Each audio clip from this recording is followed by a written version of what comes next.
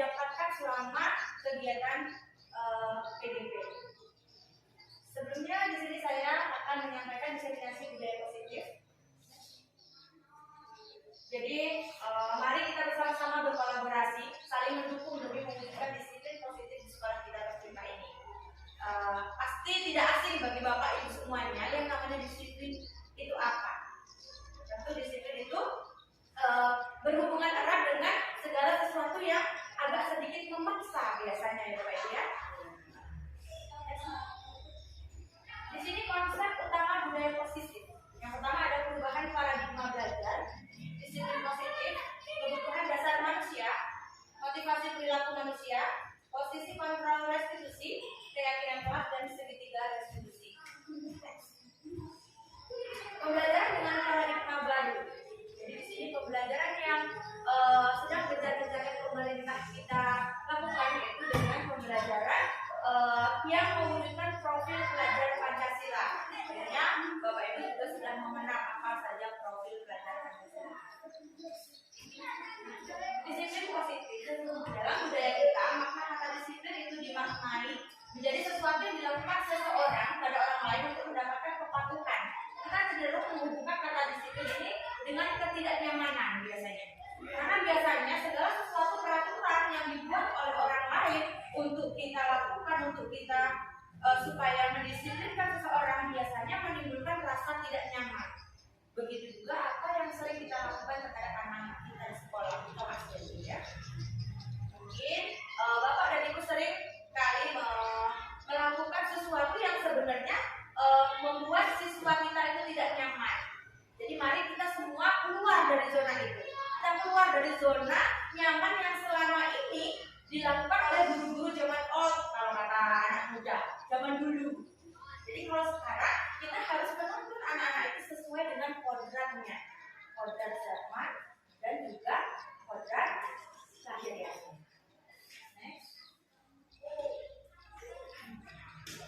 Sebagai pendidik, tujuan kita adalah menciptakan anak-anak yang memiliki disiplin dari diri sehingga mereka bisa berperilaku dengan mengacu pada nilai kebajikan universal.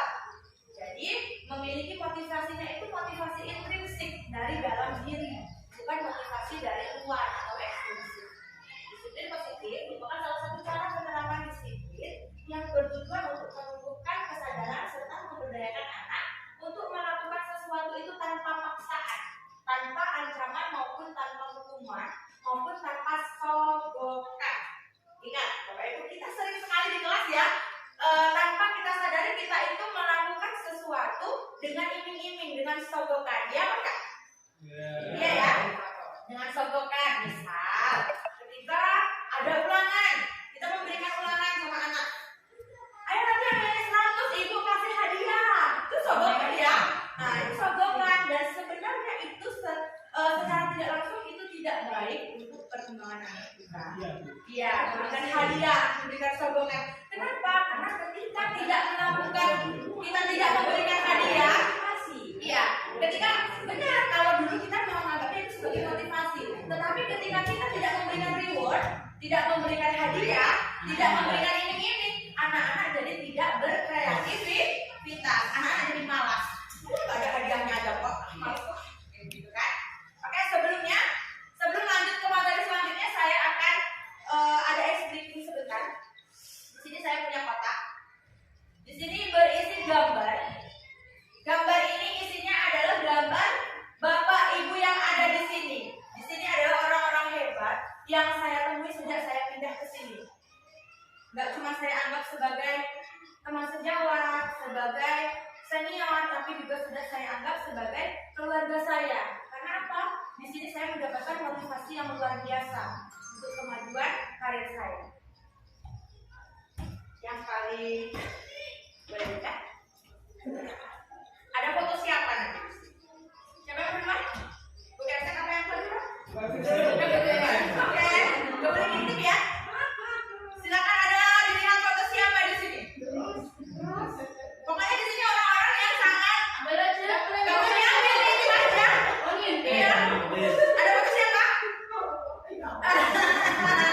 Ada fotonya ya. Sekarang foto nenek. Ada nggak fotonya di sini? Apakah termasuk foto Bu Lasmi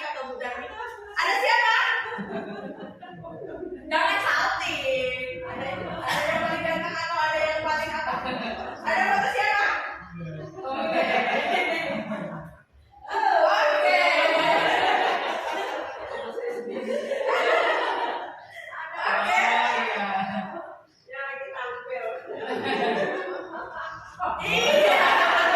Secara tidak langsung di sini saya menampilkan wajah-wajah Bapak Ibu semuanya yang benar-benar saya anggap seperti yang saya utarakan tadi. Karena apa? Di sini berisi canda. Jadi semuanya saya cintai. Oke, terima kasih. Lanjut. Kebutuhan dasar manusia. Sekarang kita sebagai manusia itu memiliki 5 kebutuhan dasar ya. Yang pertama kebutuhan bertahan hidup, rasa kasih sayang dan rasa diterima, penguasaan, kebebasan dan kesenangan. Jadi kelima-limanya ini sangat kita butuhkan. Adalah kebutuhan dasar seperti kebutuhan rasa kasih sayang, rasa dicintai. Tentu kita mau dari teman, dari rekan, dari guru, dari anak murid, semua rasa ini sangat kita butuhkan. Kalau murid merasa disayangi sama gurunya, pasti dia juga akan semakin sayang sama gurunya. Dia termotivasi, dia suka sama pelajaran yang akan kita sampaikan. Oke? Selanjutnya motivasi perilaku manusia. Motivasi merupakan dorongan yang timbul dari diri seseorang secara sadar atau tidak sadar untuk melakukan suatu tindakan dengan tujuan tertentu. Jadi motivasi itu ada yang kita sadari, ada yang tidak kita sadari. Yang pertama ada menghindari ketidaknyamanan dan hukuman. Jadi murid melakukan disiplin diri itu karena dia takut dihukum. Itu merupakan motivasi dari luar atau motivasi ekstrinsik. Contoh, ketika dia datang terlambat misalnya seperti di video yang saya buat tempo lalu. Ada anak yang seringkali dia datang terlambat terus. Ternyata dia itu apa? Begadang terus, main HP terus, makanya bangunnya kesiangan. Sampai sekolah mungkin ada si A, si B, guru A, guru B memberikan hukuman. Suatu saat dia datang ke sekolah pagi-pagi. Setelah ditanya kenapa? Karena takut dihukum. Berarti motivasinya dari luar. Berbeda dengan mendapatkan imbalan dari orang lain. Misalnya siapa datang pagi, besok dapat permen. Berbondong-bondong mereka datang pagi. Berarti itu juga motivasinya dari luar. Berbeda dengan menghargai nilai-nilai kebajikan diri sendiri, menghargai dirinya sendiri. Jadi murid lebih melakukan disiplin diri itu karena sadar akan kebajikan dirinya dan itu merupakan motivasi intrinsik timbul dari dirinya sendiri. Konsep disiplin itu ada 2, yaitu konsep disiplin dengan identitas gagal yang pertama. Yang kedua ada dengan identitas sukses. Jadi yang pertama hukuman, kemudian penghargaan. Hukuman itu cenderung menyakitkan, tidak nyaman. Murid menjadi takut, sedikit memaksa. Murid menyembunyikan kesalahannya jadinya. Jika dia salah karena takut dihukum, dia nggak mau ngaku, dia nggak mau berterus terang. Murid menjadi rendah diri. Yang kedua penghargaan. Tidak efektif juga, merusak hubungan. Kemudian mematikan kreativitas seperti yang sudah saya katakan tadi. Ketika ada embel-embel dapat hadiah, semangat dia berkreasi. Tapi ketika tidak ada hadiah, malas lah nggak ada hadiahnya, malas lah nggak ada sokongannya. Hubungan dengan sistem ranking dan merampok hak harga dirinya. Selanjutnya konsep disiplin dengan identitas sukses. Jadi di sini ada 2, yang pertama konsekuensi, yang keduanya restitusi. Konsekuensi penguatan jangka pendek, perlu monitoring berkelanjutan, stimulus respon. Murid menghormati peraturan dan kehilangan waktu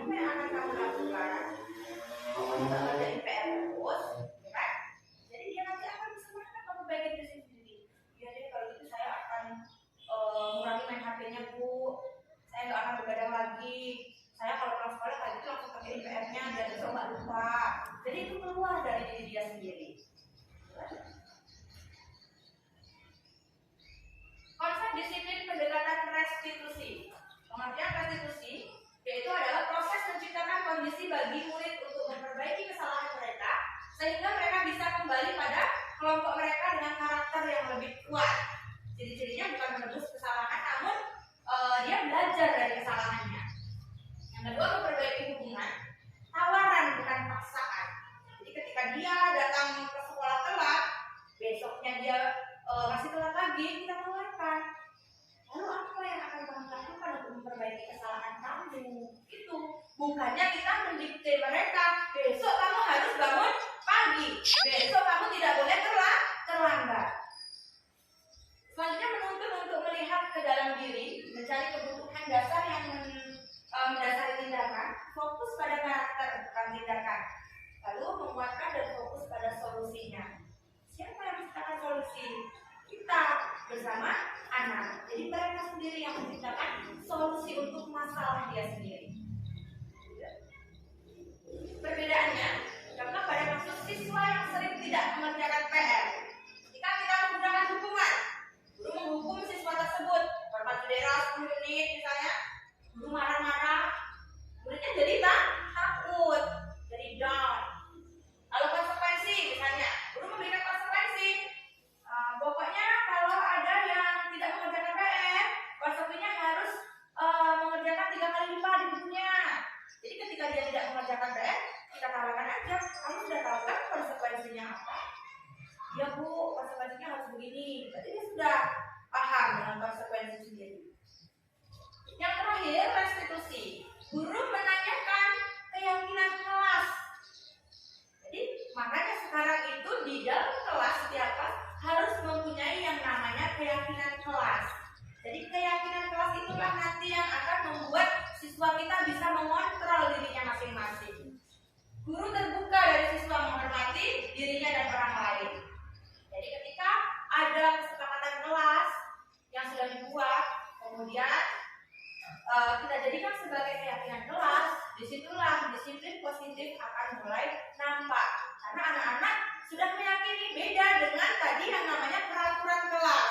Kalau peraturan anak-anak merasa dipaksa. Tidak boleh membuang sampah sembarangan. Itu kalau peraturan kelas. Kalau keyakinan kelas, menjaga kebersihan kelas. Beda bahasanya ya Bapak Ibu. Lanjut. 5 posisi kontrol restitusi. Jadi kita sebagai pendidik, kita sebagai guru menempatkan diri sebagai apa di sini selama ini? Menghukumkah, membuat rasa bersalahkah, teman, pemantau, atau sebagai manajer mereka? Contoh penerapannya, kita sebagai penghukum di situ. Kelihatan ya? Ya. Kelihatan ya? Jika sebagai penghukum itu tadi misal ada anak yang tidak mengerjakan PR. Kamu mengerjakan PR, jangan lari di lapangan. Itu kita sebagai penghukum. Membuat rasa bersalah. Yang kedua, contoh membuat rasa bersalah. Bisa ada anak yang datangnya terlambat terus. Kita sebagai wali kelasnya, tolong dong nak, kamu kok terlambat terus sih? Ayolah, ibu gak enak sama kepala sekolah. Saat kelasnya kita terlambat terus. Jadi kita membuat anak itu merasa bersalah dengan kata-kata kita. Selanjutnya, kita sebagai teman. Jadi posisi kita itu adalah teman bagi mereka. Walaupun teman yang masih dalam batas, tetap ada kontrolnya. Jadi mereka terbuka dengan kita sebagai gurunya. Ketika mereka tidak membuat PR, mereka ngerjain PR. Jangan lagi besok begitu. Pasti besok juga dia dengan sendirinya akan mengerjakan PR-nya karena merasa ditegurnya dengan cara yang nyaman, tidak dipermalukan, tidak dihukum. Selanjutnya sebagai pemantau. Kamu sudah melanggar contohnya. Apa peraturan yang kamu langgar? Kira-kira apa konsekuensinya? Nah, sudah ada keyakinan kelas tadi, jadi dia sudah tahu kalau melanggar konsekuensinya apa. Yang terakhir, kita sebagai manajer. Kalau kita sebagai manajer, kita hanya cukup memanajeri saja. Kira-kira, kita tanyakan, apakah kamu tahu kesalahanmu? Nanti pasti dia sadar, iya, saya nggak mengerjakan PR. Terus kalau kamu mengerjakan PR, gimana solusinya? Itu kita bertindak sebagai manajer. Keyakinan kelas, ini yang sudah saya bahas tadi. Mengapa keyakinan kelas? Mengapa tidak peraturan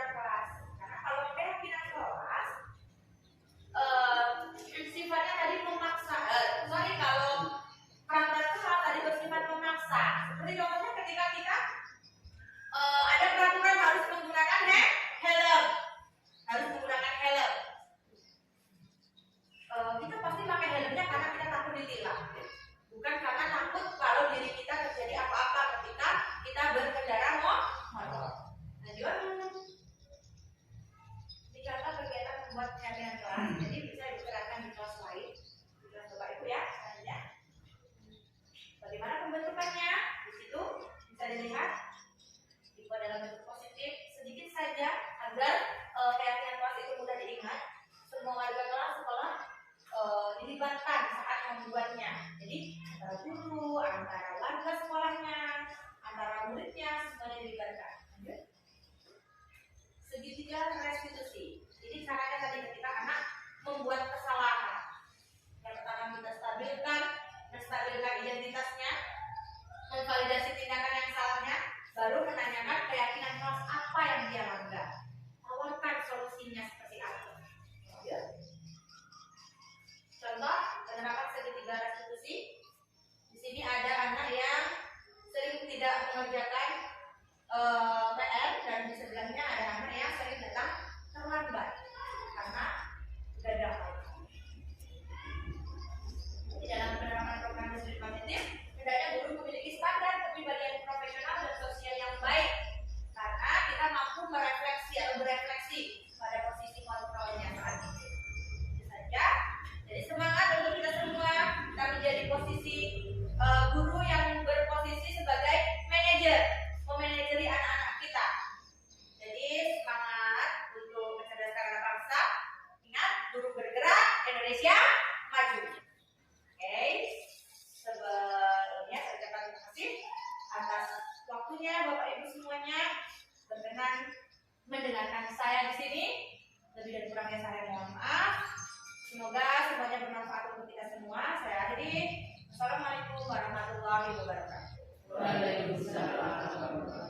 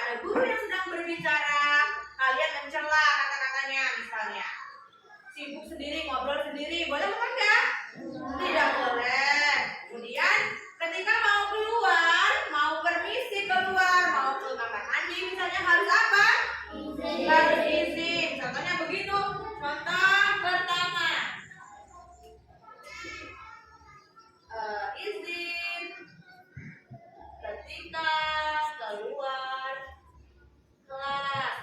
Oke, silakan.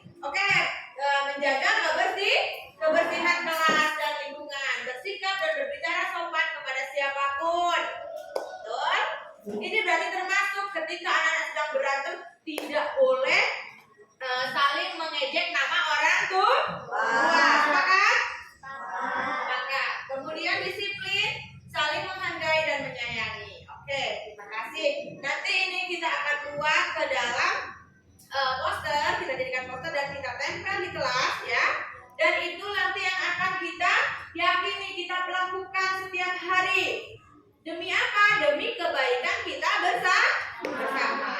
Oke, selanjutnya kalau begitu kita siap untuk belajar seperti apa buku anak-anak sesuai jadwalnya. Terima kasih.